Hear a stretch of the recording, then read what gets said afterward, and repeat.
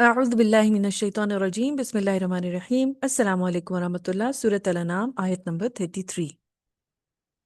قد نعلم إنه ليحزنك الذي يقولون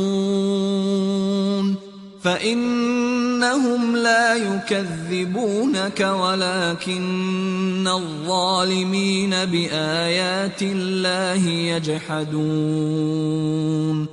اے نبی صلی اللہ علیہ وسلم، ہمیں خوب معلوم ہے کہ جو کچھ یہ کہہ رہے ہیں اس سے آپ غمگین ہوتے ہیں، تو اے نبی صلی اللہ علیہ وسلم آپ صبر کیجئے، یقیناً وہ آپ کو نہیں جھٹلا رہے بلکہ یہ ظالم تو اللہ کی نشانیوں کا انکار کر رہے ہیں۔ یہ جو خاص آیت ہے نا، اس میں اللہ سبحانہ و تعالیٰ نے اہل مکہ کے بارے میں ایک خاص چیز بیان کی ہے کہ جب نبی صلی اللہ علیہ وسلم کی وہ تکذیب کرتے تھے اور کفر اور اناد میں وہ حد سے تجاوز کرتے تھے، تو آپ صلی اللہ علیہ وسلم کو بہت زیادہ تکلیف ہوتی تھی اور غم اور حزن میں آپ صلی اللہ علیہ وسلم مبتلا ہو جاتے تھے۔ آ،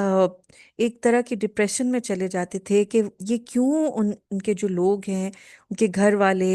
ان کا جو پہلے ان کو صادق و امین کہتے تھے، اب اس طرح ان کی بات کو جھٹلا دیتے ہیں، کوئی ان کی بات کو اہمیت نہیں دیتے۔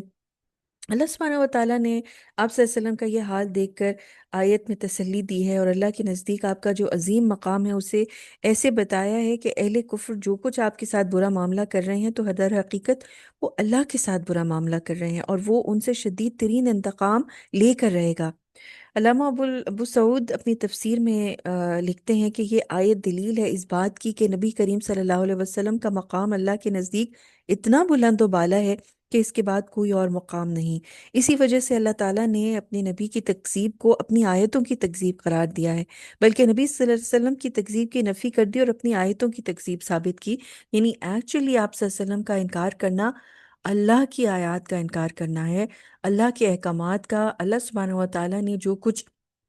نازل کیا ہے اس کے احکامات کا انکار کرنے کا ہے بیسکلی برابر یہ۔ تو اب نبی صلی اللہ علیہ وسلم کے آپ لیول کو دیکھ لیجئے، ان کے مقام کو دیکھ لیجئے، ان کی کہی ہوئی باتوں کی اہمیت کو دیکھ لیجئے، وہ جو عمل کر رہے ہیں ان کے عمل کی اہمیت کو دیکھ لیجئے کہ وہ کتنا زیادہ بلند ہے، کتنا زیادہ اہم ہے۔ اور اس سے ہمیں ایک جواب مل جاتا ہے ان لوگوں کے لیے جو کہتے ہیں کہ ہاں ہاں یہ تو سنت ہی ہے نا، اس کو چھوڑ دیا تو ایسی کون سی بات ہے، کون سا یہ فرض ہے۔ نہیں، آپ صلی اللہ علیہ وسلم کی تقلید کرنا، ان کے جو بتائے ہوئے سنہرے اصول ہیں ان کے اوپر عمل کرنا، ان کے احکامات کو امپورٹنس دینا، یہ عین ہمارا دین ہے، یہ اور اللہ کا حکم ہے یہ، یعنی کہ یہ ایسی بات نہیں ہے کہ ہم کہیں کہ جی قرآن کوئی الگ چیز ہے اور حدیث کوئی الگ چیز ہے، اور جب دل چاہے تو کسی اس کو حدیث کو جو ہے وہ نہ بھی مانے تو کوئی ایسی بات نہیں۔ نو، ایکچولی نبی پاک صلی اللہ علیہ وسلم نے اس قرآن ہی کی تفسیر میں اپنی تمام زندگی گزاری جو نبوت کے بعد کی زندگی تھی، تو ان کا ایک ایک عمل جو ہے وہ قرآن ہی کو ایکسپلین کر رہا ہے۔ اس کا مطلب یہ ہے کہ جو اللہ کے احکامات ہیں ان کی عملی جو ایکشن ہے، ان کا جو عملی نمونہ ہے، وہ نبی پاک صلی اللہ علیہ وسلم کا کی حیات طیبہ ہے۔ اس لیے اس کے اوپر عمل کرنا، ان کی بات کو امپورٹنس دینا،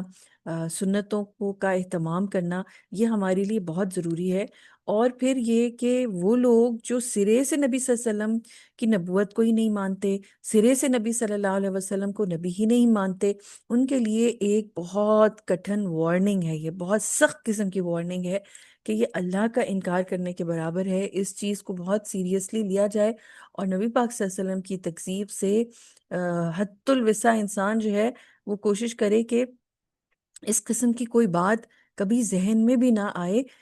جو لوگ کفر کے اوپر بھی ڈٹے ہوئے ہیں، یعنی کہ اس طرح کی چیزیں بھی ہیں کہ جو مسلمان نہیں بھی ہوں، ان کو بھی کوشش کرنی چاہیے کہ یہ چیز جو ہے ذہن میں رکھیں کہ اللہ سبحانہ و تعالیٰ جو ہے پھر اپنے نبی صلی اللہ علیہ وسلم کی حد تک جو کی جا رہی ہے یا ان کو عزت نہیں دی جا رہی، اس کے بارے میں پھر وہ خود ہی ریونج لے گا، خود ہی انتقام لے گا۔ تو اس چیز سے ڈرتے ہوئے تمام لوگوں کے لیے کیا ضروری ہے رہتی دنیا تک، کہ وہ نبی صلی اللہ علیہ وسلم کی شخصیت کی امپورٹنس کو مد نظر رکھتے ہوئے ان کے جو احکامات ہیں، کم از کم یہ کہ جو نان مسلمز ہیں وہ بھی اس کے اوپر عزت کریں نبی پاک صلی اللہ علیہ وسلم کی پرسنالٹی کی، اور اس چیز کو ضرور وہ رکھیں کہ اللہ کی طرف سے جو انبیاء بھیجے گئے ان میں آخری نبی نبی پاک صلی اللہ علیہ وسلم ہی ہیں، اور ہو سکتا ہے کہ اس عزت کی وجہ سے اور دل کے اندر یہ جو نبی صلی اللہ علیہ وسلم کی ایک وہ پیدا ہوگی رسپیکٹ، اللہ سبحانہ و تعالیٰ ان لوگوں کے دل ہدایت کے لیے کھول دیں اور اللہ تعالیٰ ان کو اپنے اس دین میں شامل کر لیں۔ یعنی یہ ایک بہت بڑی چیز ہے کہ جس سے اللہ سبحانہ و تعالیٰ نبی صلی اللہ علیہ وسلم سے جب محبت کرتے ہیں تو ان کی محبت اسی طرح سے ہے کہ وہ پھر ان بندوں کے سامنے